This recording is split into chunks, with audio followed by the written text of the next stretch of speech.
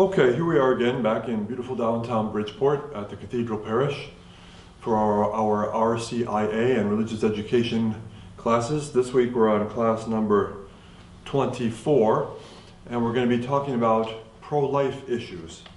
As it turns out, these issues, obviously pro-life means on account of life or for life, and these issues kind of come under the category of not violating the fifth commandment, which is thou shalt not kill. So we're going to talk about 4, 5, 6 maybe different issues, including capital punishment or the death penalty, war. Oftentimes people say, well, the fifth commandment says thou shalt not kill. How does that work with war? We can also talk about euthanasia, which is sometimes called mercy killing, killing people to end their suffering. And suicide, a big question. Lots of people have questions about suicide. What happens to a person who commits suicide in terms of his eternal salvation? And last week we talked about natural family planning with the adults and contraception, so we probably don't need to talk about that today, though we might mention it. And of course, one of the large issues of our day is abortion, the direct killing of a child in the womb. And finally, if we still have some time, we'll talk about same-sex attraction, or what's often called homosexuality. What does the church have to say about that, and what with regard to life, the procreation of life, of course. So we'll begin with 3 moral principles. And these 3 principles, whenever we have a question about a moral issue, we can usually apply one or more of these 3 principles to the question and help us come up with an answer. So the first principle that we're going to consider is that one may never do evil so that good may come of it. Sometimes this is referred to as the end does not justify the means. Here's an example. If I'm a family man and my family is hungry and they need food, and I don't have a job for whatever reason, I can't get a job, or I'm handicapped or something like that, I could rob a bank in order to get money to feed my family. So what I would be doing, the purpose of my action would be to feed my family, and that's a good thing. However, to rob a bank or rob somebody else in order to get money to feed my family is not okay. In other words, the end, which is a good thing, feeding my family, does not justify my robbing a bank or stealing other people's money in order to do that. So in this sense, this principle, it's never okay to do evil in order that something good may come of it, can help us deal with some of these questions that we're going to have today. The second principle is that every innocent person has a right to life. And the key here is innocent. Every innocent person has a right to life. So this is an example I used to use for my students in high school. Even though in both cases that I'm going to portray here, in neither case is a person innocent. However, I don't necessarily need to kill someone in order to save myself, which would bring us to our third principle that we're going to consider, and that is that lethal force or deadly force, or taking someone else's life, can be done in cases of necessity. We'll see in a second. So here's my 2 examples. So I'm in my classroom here with my students, and a crazy lady with a broom in her hands comes running into the room. She breaks down the door and crashes into the room and starts beating one of my students with a broom. I happen to have my priestly pistol in my pocket, and in order to protect my student from the woman beating him or her with a broom, I shoot the woman with the broom and kill her. Is this okay? No, of course not. I don't have to take her life in order to stop her from hurting my student. She's not going to do any kind of serious damage by hitting my student with a broom, so I cannot justify taking her life in order to prevent her from hurting my student. On the other hand, if a crazy man with a machine gun comes running into my classroom and starts shooting, and I happen to have a pistol in my pocket, I can be justified in taking my pistol out and shooting him in order to save my students' lives, because there's not any other way that that's going to be able to be done. So it's an example of our third principle, that lethal force or deadly force can be used in cases of true necessity in order to stop someone from harming me or harming someone under my care, for example. So these principles, let's just review those one more time. The first principle is we can never do evil so that good may result, or the end doesn't justify the means. The bank robbing to feed my family example. The second principle, every innocent person has a right to life. An innocent person is one who's not doing anybody any harm, including a child in the womb, or a person who's mentally incapacitated for some reason, a person who's sick and dying. I can never, that person always has a right to life. I can never take that person's life just because I want to, or I think it might be a better thing. And finally, deadly force, or taking someone else's life, can be done when it's necessary to preserve my own life. So that brings us to our first issue, our first pro-life issue, and that is capital punishment. That's what we're going to start with, or sometimes called the death penalty. Now, many people think that the Catholic Church is opposed to the death penalty, and the Church, is opposed to the death penalty. However, the Church also says that the death penalty can be imposed if it's necessary to protect, I should say, society from an individual who's going to cause damage. In the Catechism of the Catholic Church, if we look up the question of capital punishment or the death penalty, we'll see that the Church says that, as she traditionally has always said, the death penalty can be imposed on someone if it's necessary. But practically speaking, in our time, it's never necessary to kill a criminal in order to stop him from harming the society. We can lock him or her up and hope for and pray for that person's rehabilitation or conversion, hoping that the person would be sorry for his sins and want to confess them and be absolved of them in order to be put back into a state of grace with God after committing some serious crime of killing someone else. So the bottom line is, while we hear all kinds of arguments about capital punishment, and perhaps it has something to do with deterring crime, perhaps it doesn't, that's not our business here today. The point is that the Church says we can do it, we can take someone else's life, a criminal, if necessary to prevent him from harming society, but practically speaking, in our day, we don't need to do that. We can lock them up and hope and pray for their conversion and rehabilitation. It would never be right to say, well, I think that person should die because he did a bad thing. That's not how Christians think. Sure, there's a justice issue, but that's in God's hands, not our hands. Okay, then the second issue that's connected with this one, taking other people's lives, what appears to be violating the fifth commandment, thou shalt not kill, is the question of war.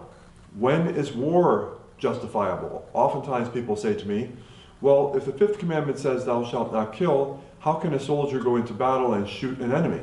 Isn't that a violation of the commandment? Well, no, it's not, because those people who are attacking the soldier, other soldiers, presumably from the enemy side, they're no longer innocent. When people are deliberately trying to take each other's lives, there's no longer a question of innocence. Now, there's a question of justice and self-defense. So, for example, if a war can be justified with a number of different, criteria, which you can find in the Catechism of the Catholic Church. But for our purposes, simply put, I cannot go to war against another country just because I want to take their oil or take their farmland or something like that. That's not justifiable, to go to war against another country in order to take their stuff. It's the same thing as my going to my neighbor and taking his stuff by beating him up or killing him. It's just on a larger scale. War is on a larger scale.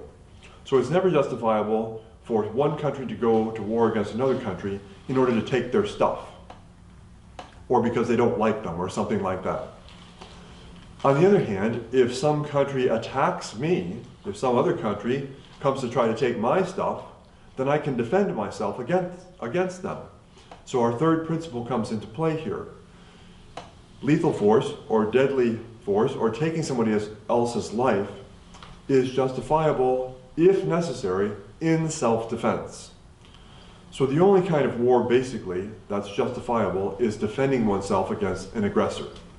Now, of course, this isn't always so easy to decide, and it's usually not our job to decide that, but it's our job to consider whether we would want to be a part of some kind of a war that was not in self-defense, but was waged in order to take somebody else's stuff. That's not what we do. Christians don't take each other's stuff. That's a violation of the commandment, thou shalt not steal. So basically the idea is that we can defend ourselves against an aggressor, a nation that's aggressive against us, if necessary. And soldiers in battle can take each other's lives to keep themselves alive in the bigger context of trying to defend their country against an unjust aggressor.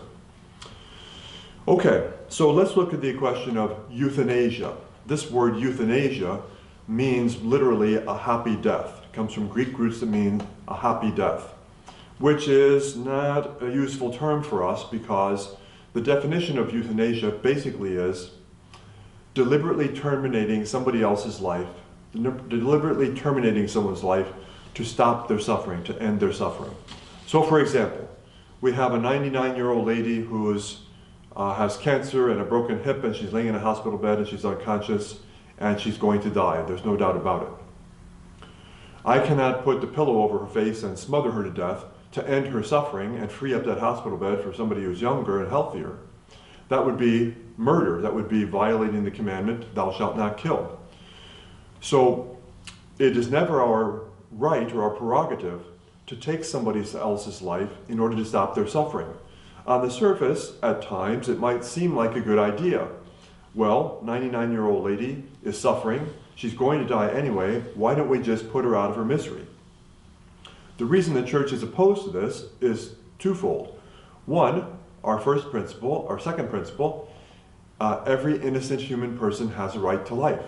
The 99-year-old lady who is sick and suffering in the hospital and unconscious, she's still innocent. She's not hurting anybody.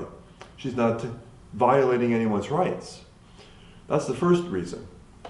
The second reason is that we never know how God is working in a soul like that. Someone who's very ill, who's suffering, who's unconscious perhaps. God is always at work. And if we take that person's life deliberately, thinking it's a good idea to stop her suffering, we're stopping God's work in that soul, and that's not our right, it's not our prerogative. So it also violates our first moral principle. It is never right to do evil, kill someone, so that good may come of it, stop their suffering. I'll say that again. It's never right to do evil, kill someone, in order that good may come of it, to stop their suffering.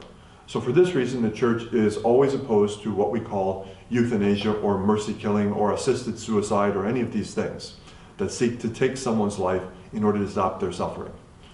From our point of view as Catholics, suffering is something that can be used for our salvation as a penance. Just as Christ offered his suffering for the salvation of the world, each individual person, as a part of the body of Christ, baptized into communion with God in the body of Christ, can offer his or her suffering as a penance for his own sins and for the sins of the whole world. Okay, so our third issue is suicide. Oftentimes, unfortunately, suicide is not so uncommon. It's not super common, but it's not uncommon enough, we might say. It happens frequently enough. And the question that people always ask is, well, what happens to the soul of the person who commits suicide? Does he go to heaven? Does he go to hell? Does he go to purgatory? Well, first of all, let's look at a definition of suicide. Suicide, of course, is taking one's own life. And the church says that this is always and everywhere wrong, primarily because our life does not belong to us, it belongs to God. If we think about our lives in this sense, that we really belong to God, and God is using us in order to bring himself to other people through us, we're instruments of God, we're God's instruments. In this sense, we don't have a right to stop that work that God is doing. We don't own our lives, we belong to God. And to take our own life and stop God's work both in us and through us is considered to be sinful. Now the question then becomes, well, when a person deliberately takes his own life, is he guilty of a serious, what we would call a mortal sin? We have to review our three conditions for a mortal sin, for a sin to be mortal. Number one, it has to be serious matter. So obviously taking your own life is serious matter. It not only stops God's work in us and through us, but also hurts the people around us, who then suffer for the rest of their lives wondering, what did I do or not do to encourage or discourage this person from taking his own life? The second criterion necessary for sin to be mortal is that it's freely chosen. I have the free will to choose to do this thing that I know is seriously wrong. Or that's the third part, I should say. The second part is knowing that the sin is seriously wrong. So if the sin is grave matter, taking my own life, for example, and I know that the sin is gravely sinful, and three, I freely choose to do it, even so, now I've committed a mortal sin. But generally speaking, in our time, with the benefit of the psychological sciences, we understand that anyone who takes his own life is probably undergoing some kind of serious psychological distress, or is his or her free will has been compromised by depression or drugs or alcohol or any number of things that can change his mental state so that he is not consciously knowing that he's committing a grave sin and not freely choosing to do it because his free will has been compromised by either psychological factors, mental illness, psychiatric problems, etc. So in the end, we don't know the answer. The answer to the question that people always ask is, does the person who commits suicide go to hell? We don't know the answer to that question. We leave that to God. We know what mortal sin is, serious matter, full knowledge of it, and freely choosing to do it. But probably, the Church suggests in the Catechism, that most, if not many, if not most people who commit suicide are not freely choosing to do this because of psychological compromising factors. Okay, let's move on to one of the huge topics of our day, which is abortion. All of us have seen and heard and read people shouting and screaming, "My body, my choice." Other people shouting and screaming, "Every innocent human person deserves a right to life." Where do we come down on this? How do we think about this? Why does the Church teach what she teaches, which is that abortion is always and everywhere wrong? No cases are justifiable. Well, the first principle, I should say the second principle, every innocent human person has a right to life, comes into play here. So the child in the womb is an innocent person, not hurting anyone, and doesn't have a voice to say, "Hello, I'm an innocent person in the womb, please let me live." Now the question becomes then, well, is the child in the womb really a human person? This is where the argument usually comes down. So some people will say, well, the child can't live by himself or herself outside the womb, and so is dependent on the mother and therefore belongs to the mother in a sense. And the mother should have the right to do what she wants to do with her body. However, with that line of reasoning, we forget that the child in the womb, if it's a human person, and we'll see that it is in a moment, that innocent person has a right to life, but doesn't have the ability to say, "I have a right to life, please let me live." So the argument now becomes, is the child in the womb really a human person before it's born and can live on its own?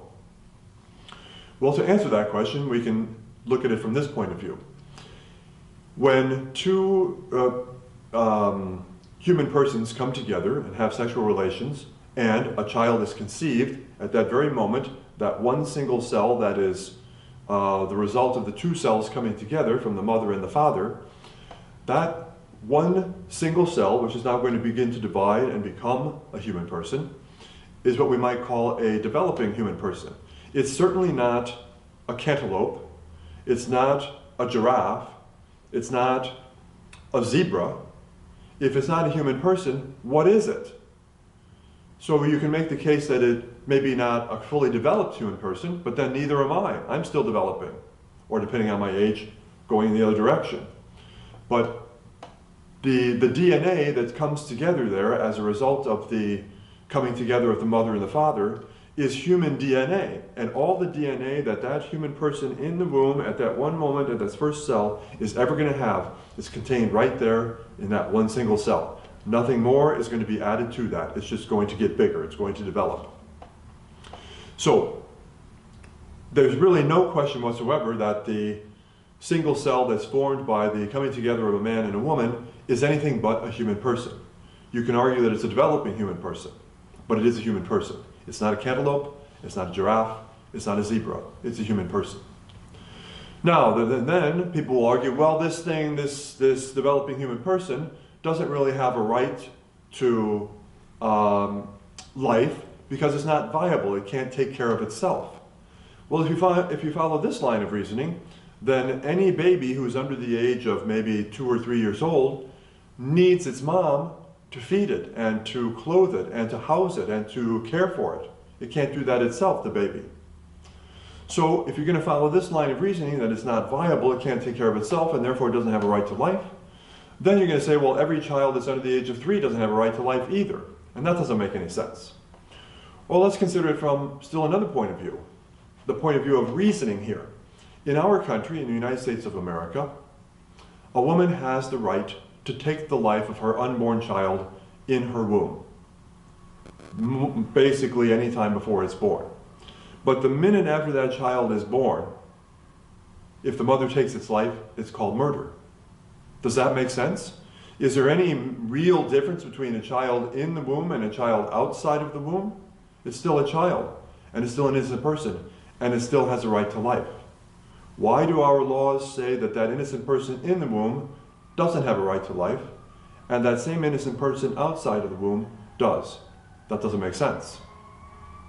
Or consider this. There was a case in California, which escapes my mind right now, relatively recently, the last decade or 2 or 3, this was even more recent. In Colorado, in one of those movie theater shootings, a woman who was pregnant was shot, and she was hospitalized for many months, and finally she died. And of course, with her died the child in her womb, because it wasn't old enough to be delivered. And so when the courts, when a lawsuit was brought against the shooter for killing that woman who was pregnant, he was charged with 2 murders, a double homicide. He was charged with murdering the woman herself and murdering the child in her womb. How does that work? Either the child in the womb is a child, is a human person, and has a right to life, or it is not and does not. It can't be both ways depending on what I want. So, these are the arguments, very simple, very clear, very direct, and very unfortunate to have to talk about, that make it very clear that this child in the womb is an innocent person, it is a human person, and every innocent person has a right to life. God willing, someday we'll get our laws fixed so we don't have to talk about this anymore. So we're almost out of time here, so we'll just make a brief statement about same-sex attraction or homosexuality. Why does this come under the category of pro-life issues? Because basically the reason that the church is opposed to same-sex, homosexual sexual relations, or same-sex relations, sexual relations between 2 people of the same sex. The church teaches that this is always and everywhere wrong because it can't lead to life. And one of the purposes, of the 2 purposes of sexual relations in the context of marriage, are 1, to unify the couple, to bring unity to the couple, and 2, for procreation, or what we call scientifically reproduction. In other words, the purpose of sexual relations is to have children. That's one of the 2 purposes. And so when we thwart or stop that purpose, or that purpose is rendered impossible, then the sexual relations are not considered acceptable or properly ordered in the context of the divine plan. So for this reason, and under this category of pro-life issues, the church is always opposed to homosexual sexual relations or same-sex relations because they cannot lead to life. And that's one of the 2 purposes of sexual relations. So, at the same time, the church says that people who suffer from this same-sex attraction are not to be disrespected in any way whatsoever. They're to be helped, they're to be instructed, they're to be urged to live chastely if they need to, or to be helped in order to understand the true meaning of sexual relations and their context in the, I should say, their place in the context of the sacrament of holy matrimony. So that's a lot of stuff in a very short time. It's enough time, we've used up our time. So again, just to recap and understand all of these issues under the same 2 or 3 moral principles. We're talking about capital punishment and war, taking other people's lives when necessary to stop them from harming society. It's okay. It doesn't violate the 5th commandment, thou shalt not kill. Euthanasia, always deliberately taking an innocent person's life to stop his or her suffering, always and everywhere wrong. Suicide, always and everywhere wrong because it stops God's work and harms the people around us. Abortion, always and everywhere wrong because an innocent human person in the womb or outside the womb always has a right to life. And finally, with regard to the same-sex attraction question, the reason that the church is opposed to same-sex sexual relations is because they cannot lead to life. So all of these issues coming under the category of life, which God has given us so that we can make our way through this world in communion with Him in order to pass from this world into full communion with Him in the next world. That's the meaning of life, to stay in communion with God, to pass through the world that we are in as pilgrims and find ourselves ultimately together with Him and with one another forever. The meaning of life.